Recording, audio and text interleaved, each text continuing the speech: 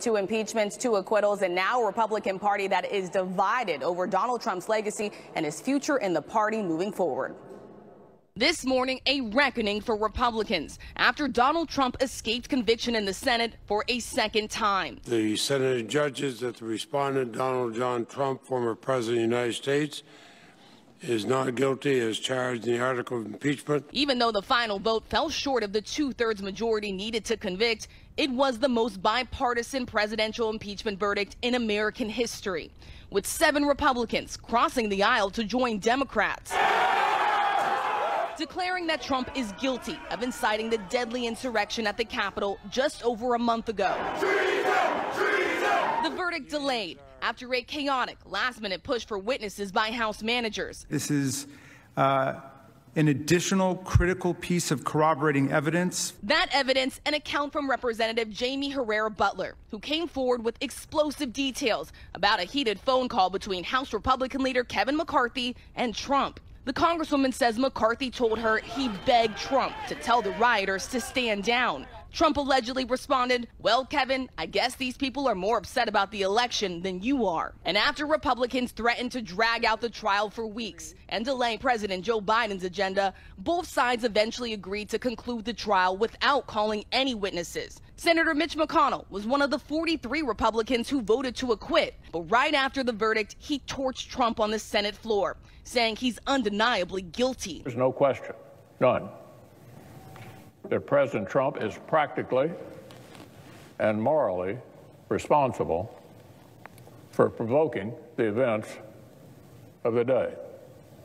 No question about it. McConnell insists his hands were tied, falling back on claims that trying a former president is unconstitutional. If President Trump were still in office, I would have carefully considered whether the House managers proved their specific charge. House Speaker Nancy Pelosi calling it a pathetic excuse, raging at Republicans who stood by Trump. What we saw in that Senate today was a cowardly group of Republicans who apparently have no options because they were afraid to defend their job, respect the institution in which they serve. But the handful of Republicans who voted to convict Trump are now under fire, too. The North Carolina Republican Party calling Senator Richard Burr's vote shocking and disappointing. And Senator Pat Toomey also feeling the heat. Pennsylvania's GOP calling his decision a disappointment. Louisiana Senator Bill Cassidy now censured by his state GOP party, offering a simple explanation for why he broke ranks. I voted to convict President Trump because he is guilty. And the White House made a point of staying out of the impeachment process, but President Joe Biden did weigh in on that final verdict, and he quoted Senator Mitch McConnell, saying that Trump is morally responsible for the violence on January 6th, George. And, Rach, we haven't seen former President Trump, but he weighed in as well, saying his MAGA movement has just begun. Yep, hinting at that political future, George. We know he is relieved to have all of this over. Now he is plotting his next move. Senator Lindsey Graham said that he spoke with Trump. He says the former president is now committed to rebuilding the Republican Party ahead of 2022. But listen, he may be acquitted, but his legal troubles are far from over. We know he's facing that criminal investigation there in Georgia, looking into his attempt to try and overturn the election. So far, Trump's still denying any wrongdoing, George. Yeah, Rachel, let's talk about that with our chief legal analyst, Dan Abrams, right now. Dan, we know about this investigation in Georgia, and those words from both Mitch McConnell, several other senators, including Thom Tillis, saying the president could be held accountable in criminal trials.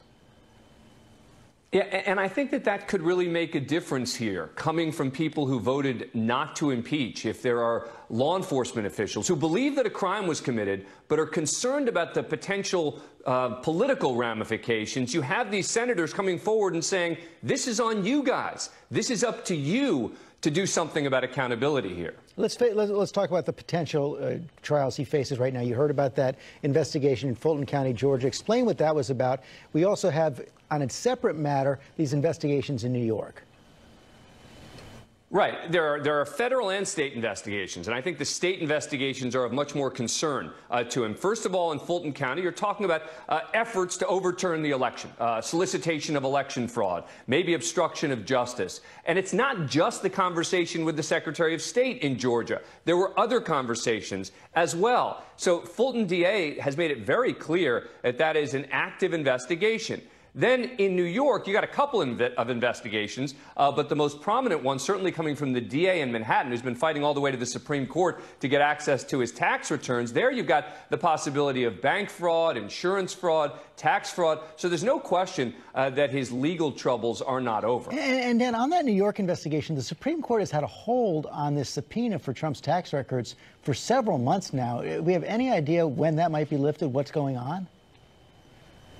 Yeah, I mean, look, I expect that that's going to be lifted relatively soon, and that's going to be addressed. I think that the goal has been to put this beyond the election. But that case is of almost more concern to some degree, right? Because in Georgia, you can make the argument, oh, it's political, where's the line, how do you know when it's crossed? In New York, you're talking about documents, paperwork from before he was president. If there was insurance fraud or bank fraud, those are cases that are generally pretty easy to prosecute because you have the documents right there. So I think that that's the one. Both are going to be of concern. Both are we're going to have to follow. But that one is a little different even than some of the more political investigations.